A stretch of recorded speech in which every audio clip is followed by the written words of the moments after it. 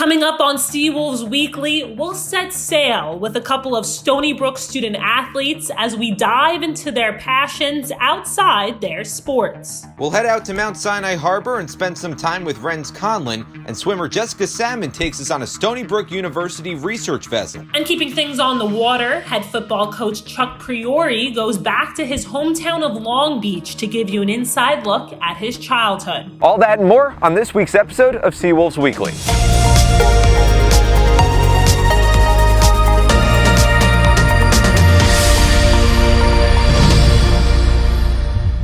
Welcome back to another episode of Seawolves Weekly. I'm Sam Rothman. And this week we're going to focus on the sea part of the Seawolves as we share some stories of our student athletes out on the water. First up, men's lacrosse player and boat captain Renz Conlon. Hi, I'm Renz Conlon, number 35 on Seawolves men's lacrosse, and this is a day in the life of my job as a launch tender. Since I was a kid, I loved being on the water, loved fishing, hunting. So for me, it was just a great fit. I just love being out on the open water. Even if I'm not fishing, just being out, driving. I mean, you meet a bunch of great people, but other than that, it's a calling. It's just something I love to do. Alrighty, so once they get on, make sure they're seated. I keep my stern cleat, my starboard side stern cleat tied up, put it in reverse, and just back it against the dock, let it pivot out.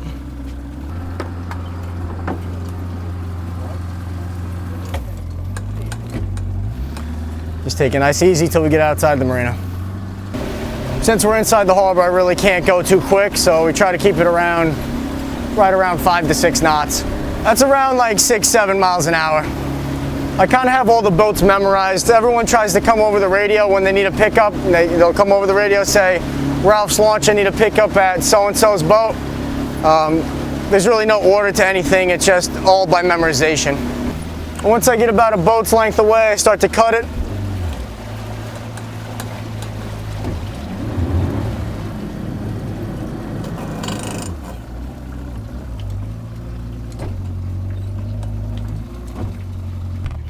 Okay, thank you, Renz. We'll see you later. See ya. And then same thing in reverse. We go around, pick them up. So when they need pickup, they come over the VHF on channel 6-7 and they hail Ralph's launch. Come back, you got the launch. Tell them, hey, you got to pick up at, in this instance, they'll tell me you got to pick up at Jimmy Skunk. Say, sure thing, Jimmy Skunk coming right out. How are you? How you doing? Good. All right. How's your day going, Renz? Good. Come aboard. Yep. Got everything? Phone, keys, wallet? Yep. Check. All right. Off we go.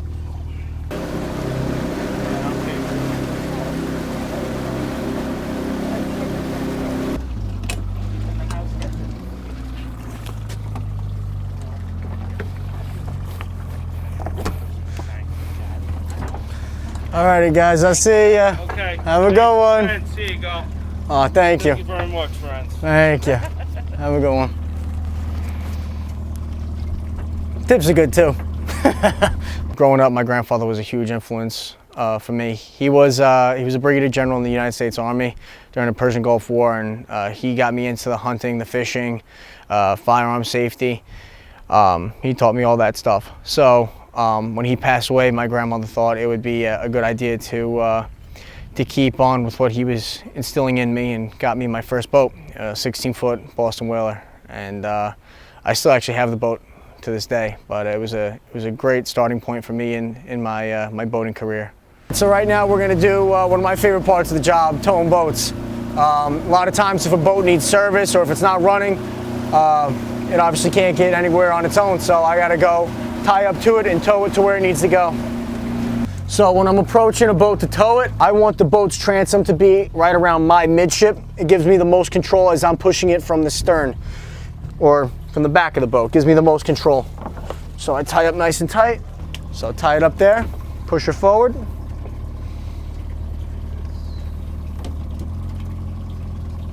There we go. Jump on. Usually there's a midship cleat around here somewhere, but it's a smaller boat. So what we'll do is we'll go right to this handrail right here. That's a nice secure location. I'll bring it back. Make sure it's nice and tight. Got to move kind of quickly because oftentimes we're in tight quarters like we are right now. Don't want to bang anybody's boat. Just give it a little pull. And this is where it takes a little bit of practice trying to swing these boats out from in between each other. Luckily this ain't a big boat, so it makes it easy on me. Once you get out to open water, it's very much like driving the boat as if you were driving it just the boat that you're towing, as if you were driving it from its steering wheel.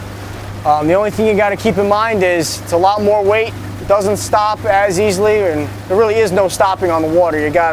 Everything is a counteracting of movements. Approach the mooring nice and slowly. Give a little bump in reverse just to stop our forward motion. All right, then we go up and grab the lines. And it's just simple. We pull the boat up, loop the lines on.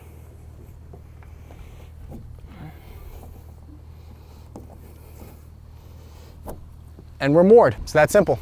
Being out here on the water, it's a literal dream job. People always come up to me and tell me, hey, I wish I had your job. And I'm like, yeah, I couldn't ask for anything better. All right, so that's a day in the life of a launch tender. If you don't mind me, I gotta get back to work. See you guys on the water.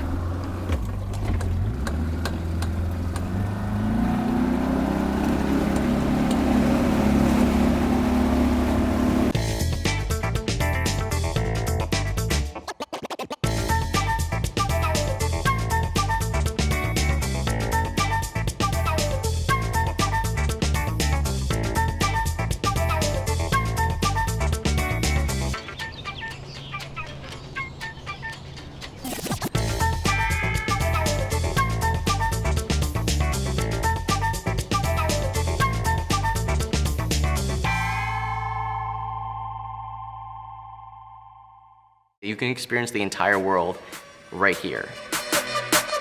Here at Stony Brook, the faculty treat students more like professionals. Stony Brook helped me go further faster because I was able to get my bachelor's and master's in 5 years, and that helped me land my dream job. There is that something for you out there if you're willing to go and find it. Coming together and feeling that sense of school spirit, that is one of my favorite experiences. From the moment you step into Stony Brook's door, they are already encouraging you to do research and meet with professors. There's more we can accomplish together than we can apart.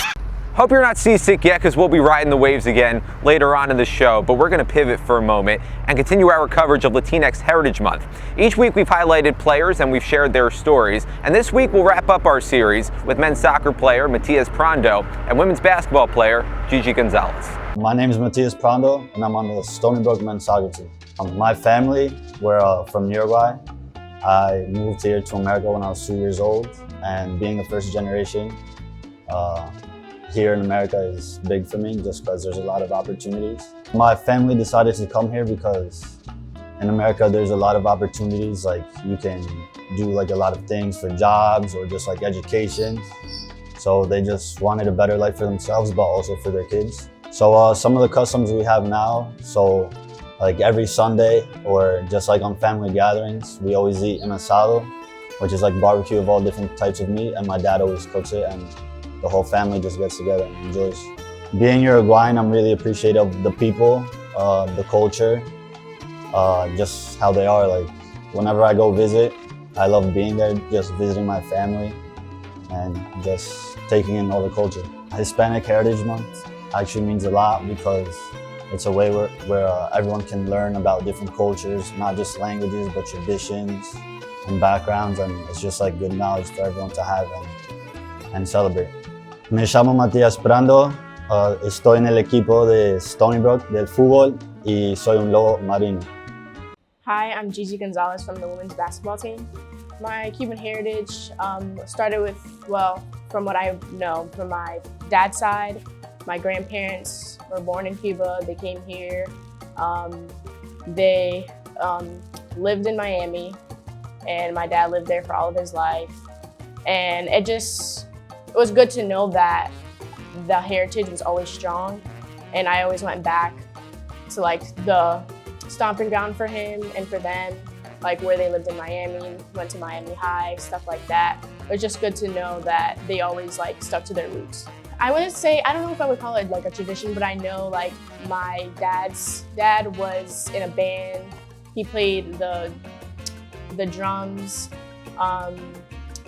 and my dad followed in his footsteps. And you know, that big music was always like a big part on each side, but mostly my dad's side, because we were always like listening to Spanish music, trying to learn it, dancing, salsa, everything, you know. The influence that the Latin like music had on me was very, very big.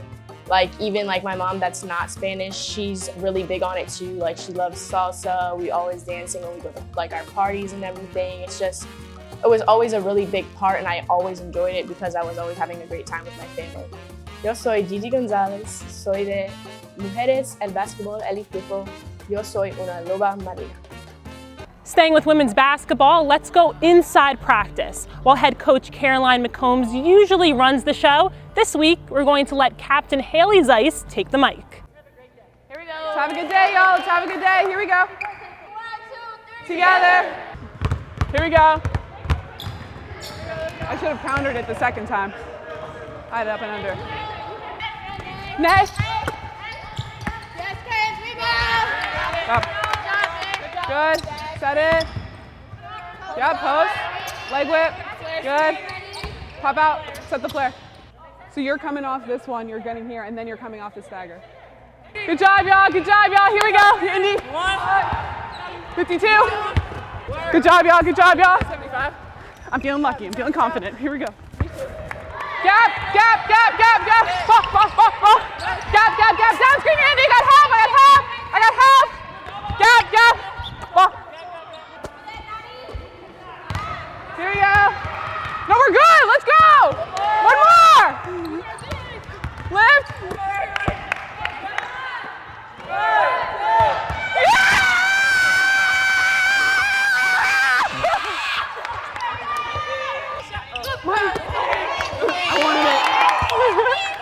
I wanted it. Yeah, Lee.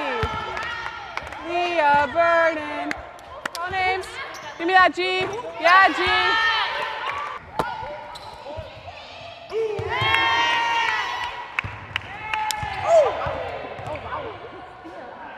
Yeah, that one actually did hurt. Cut. Here we go. Cut the camera. If you've watched the show the last 2 weeks, you know that this is around that time when we shine a spotlight on the Seawolves. Stony Brook kicked off its year-long giving campaign on October 8th with Athletic Director Sean Hilburn's town hall from Island Federal Arena. Believe in the Seawolves aims to ensure the long-term stability of Stony Brook athletics and coincides with the university's 2020 Giving Day.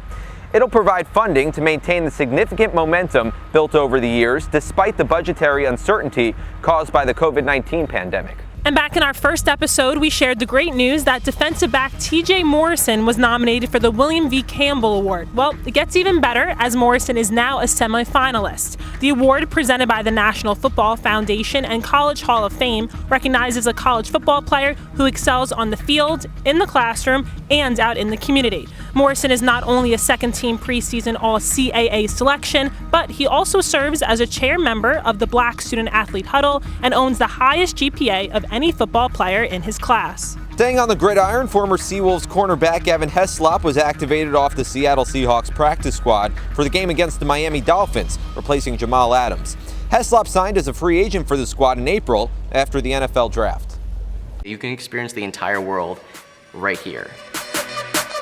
Here at Stony Brook, the faculty treat students more like professionals. Stony Brook helped me go further faster because I was able to get my bachelor's and master's in 5 years, and that helped me land my dream job. There is that something for you out there if you're willing to go and find it. Coming together and feeling that sense of school spirit, that is one of my favorite experiences. From the moment you step into Stony Brook's door, they are already encouraging you to do research and meet with professors. There's more we can accomplish together than we can apart.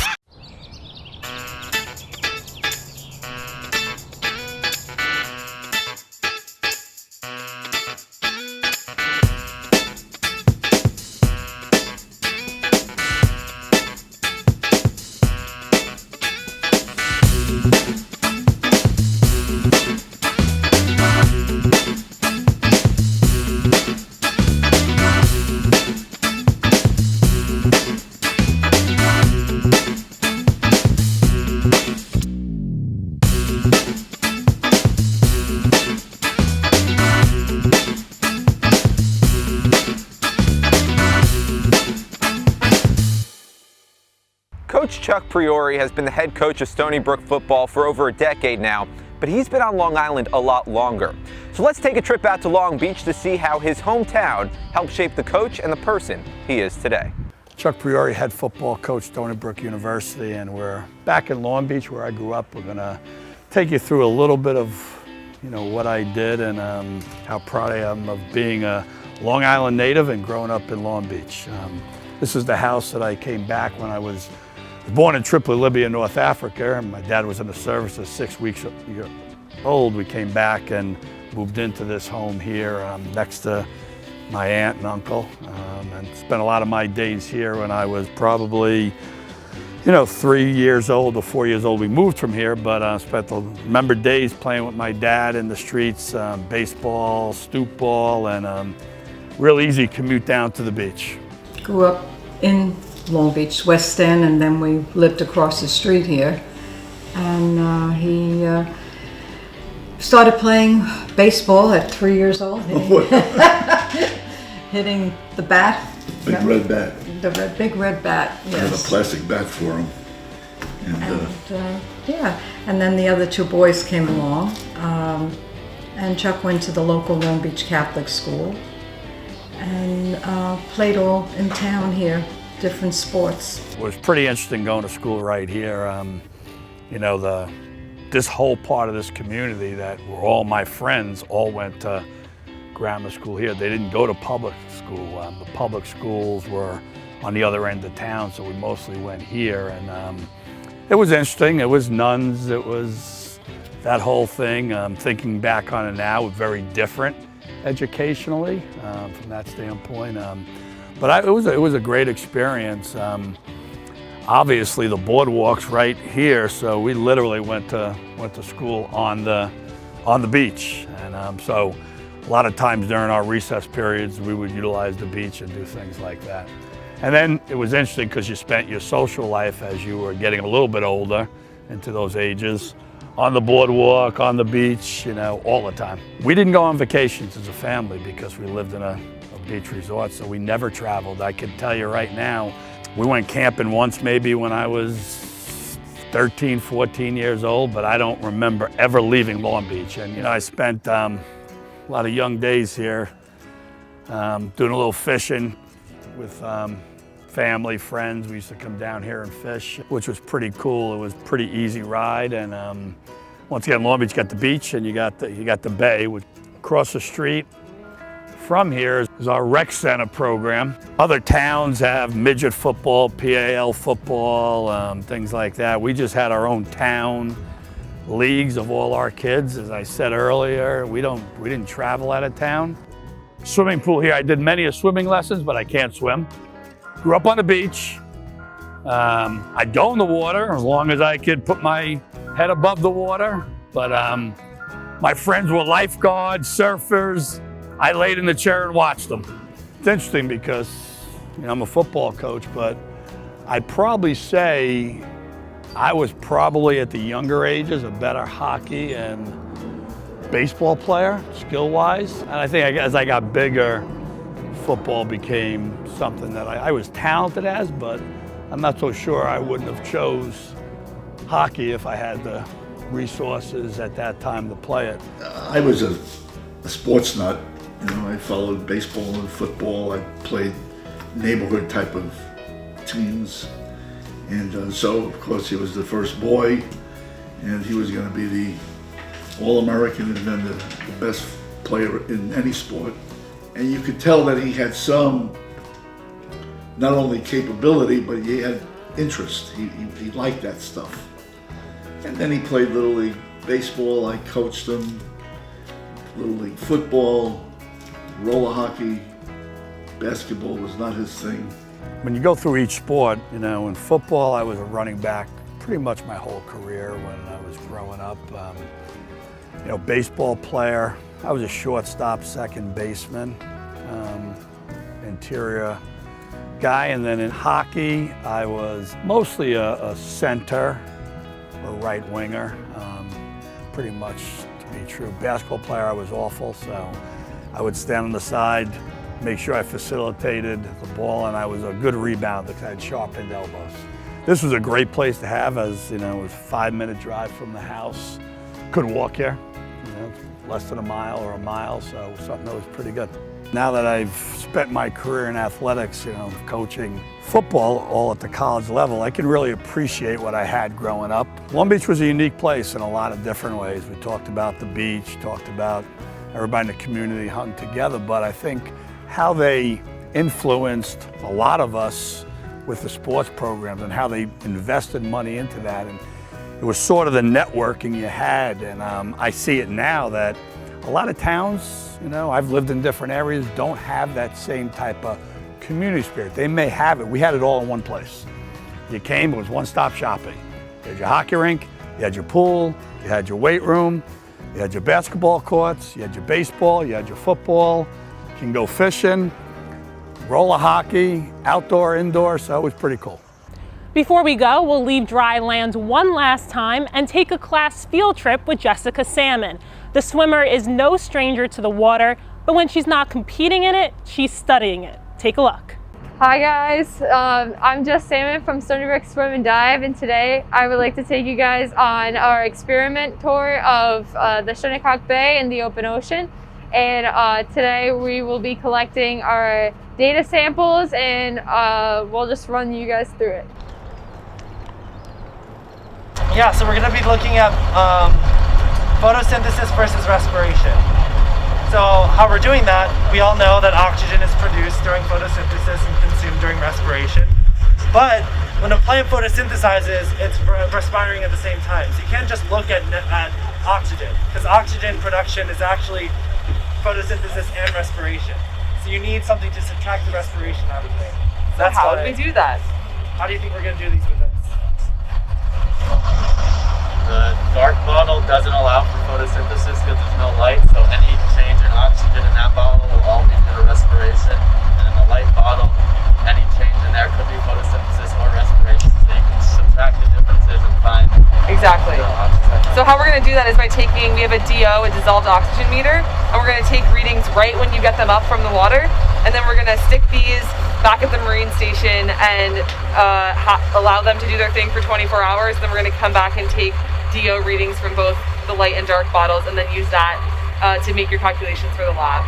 While we're measuring for photosynthesis and respiration rates to see how much phytoplankton and zooplankton are in the water column, and these are like the foundation species for larger fish and whales.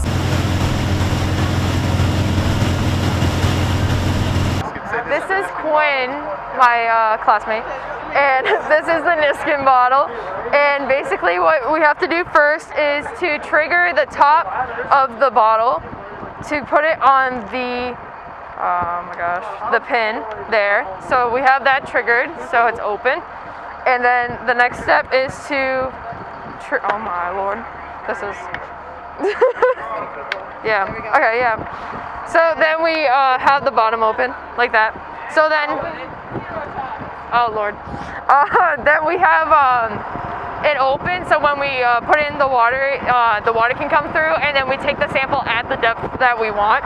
And the things we have to make sure of is that the top is tight, so the water doesn't flow out when we close it, and the spigot is pulled out on the bottom. Oh. Okay, Niskin team, you ready? Let's get it right above. Yeah. Okay. I'll hold it and you. Thank you. Touch it. Don't drop it. Don't drop it. That would be so bad. Ready? Down slow.